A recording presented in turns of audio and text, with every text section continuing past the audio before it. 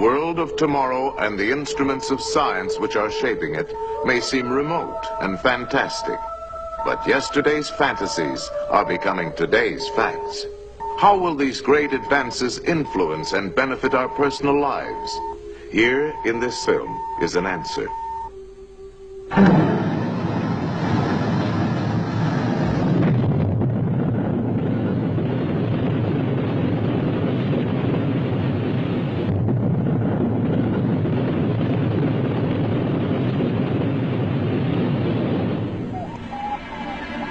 Sweeping through an eternal vacuum, through blazing heat and bitter cold, exposed to mysterious radiation, man-made satellites circle the Earth.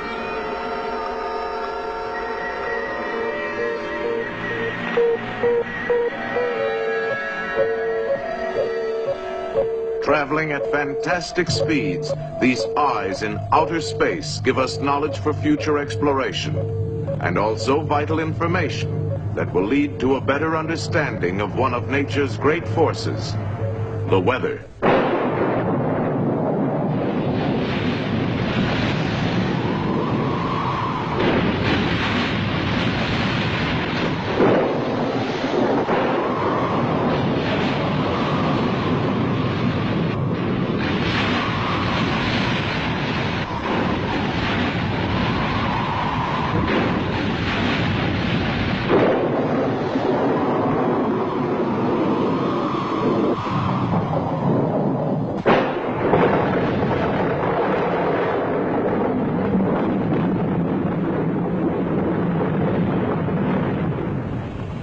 With awesome violence and destruction, the weather is one of man's oldest and mightiest adversaries.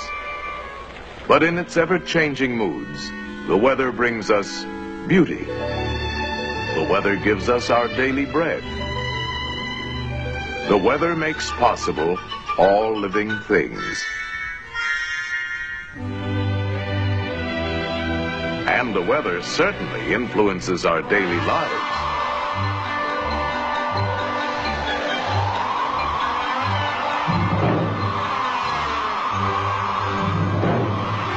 Yes, we have always been at the mercy of weather.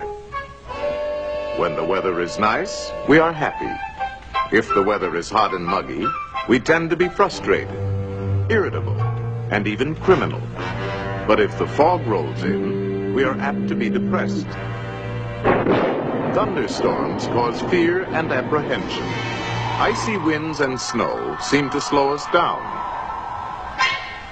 In trying to predict these capricious changes in weather, we sometimes resort to rather questionable weather forecasting devices, such as an almanac, a crystal ball, a gouty leg, and the law of average.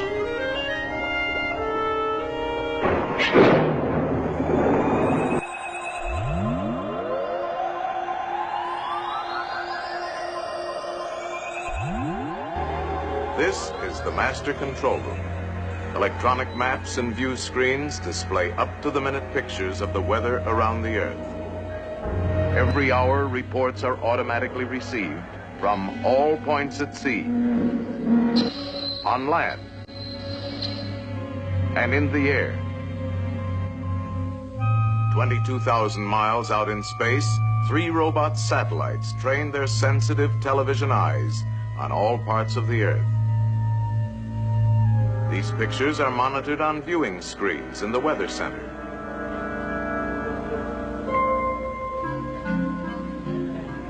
Here in the computing room, electronic machines digest the constant flood of information received from all stations.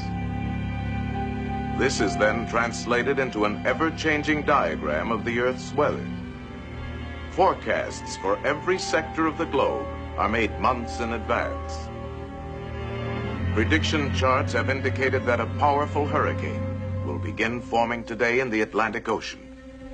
The electronic weather map shows an intense storm system building up about 1,000 miles due east of Miami, Florida. The controller calls for a close-up satellite view of the troubled area. Coordinates: Coco 526, Yankee 2.5, Okay, controller. Coco 526, Yankee 2.5. The characteristic swirling clouds of the hurricane are beginning to form. At sea, the waves anticipate the violence to come. The controller calls for a last-minute prediction of the hurricane's path.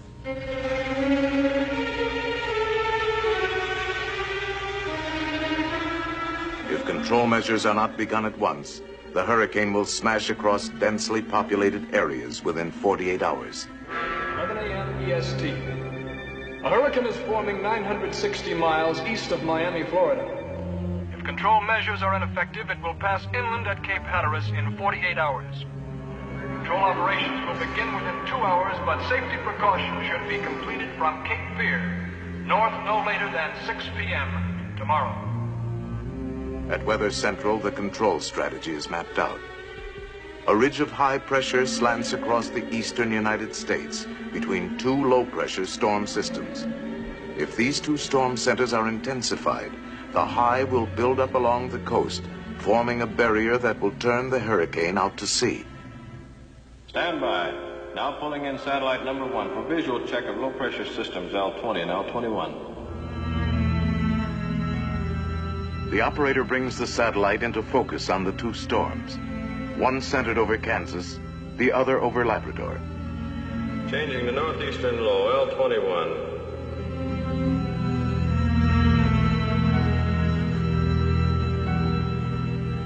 With the touch of a button, the battle begins. On the ground, chemical cloud seeders begin to work the two storm areas. Robot planes seed the clouds from above. The storm centers over Kansas and over Labrador intensify as seeding continues.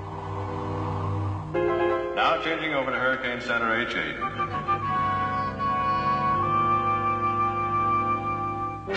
The fury of the hurricane mounts as 100-mile-an-hour winds lash the sea to a foaming frenzy.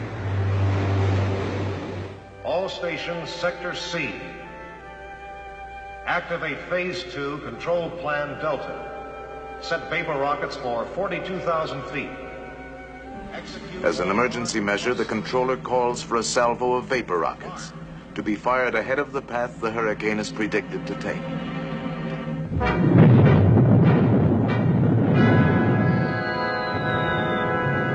These artificial clouds will block the sun from evaporating more water to feed the hurricane.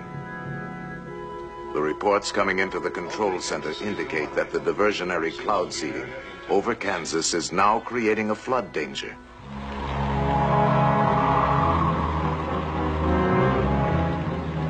Specially equipped robot aircraft are dispatched immediately to release a high concentration of cloud seeding material into the fringes of the storm.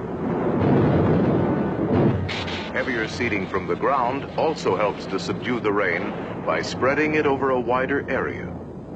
The controller calls for another view of the hurricane, which has now moved closer to the coast.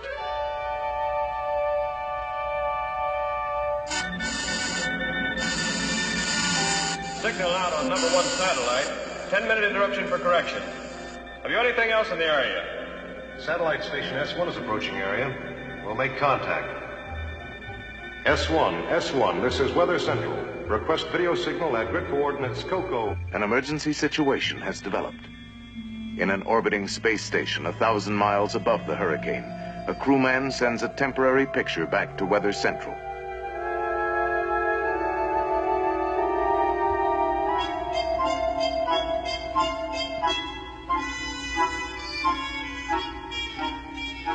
Okay, S1, your video is R5S5. Thank you.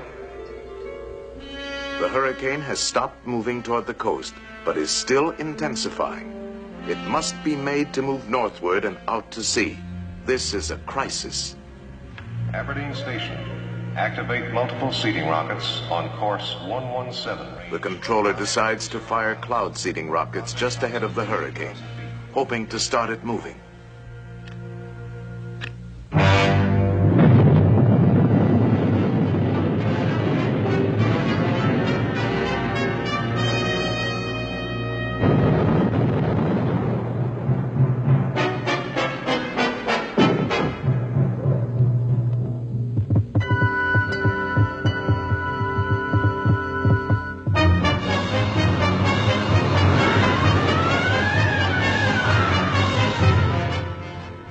the hurricane begins to shift. All available forces have been brought into play. Now we can only watch and wait.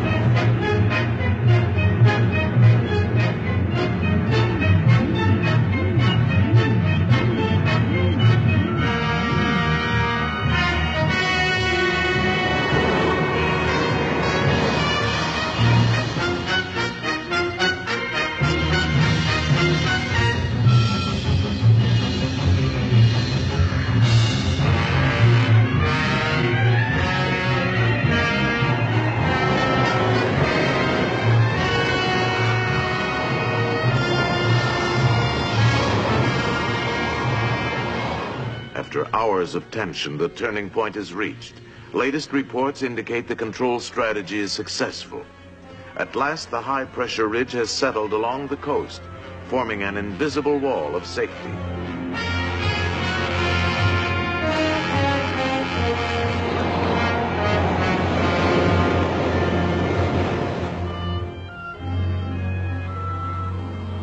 The storm is over. The danger has passed. The hurricane has been defeated, turned away from the land, and left to spend itself harmlessly far out at sea. In the world of tomorrow, weather control will enrich and safeguard our daily lives. In the foreseeable future, we will conquer more than violent storms.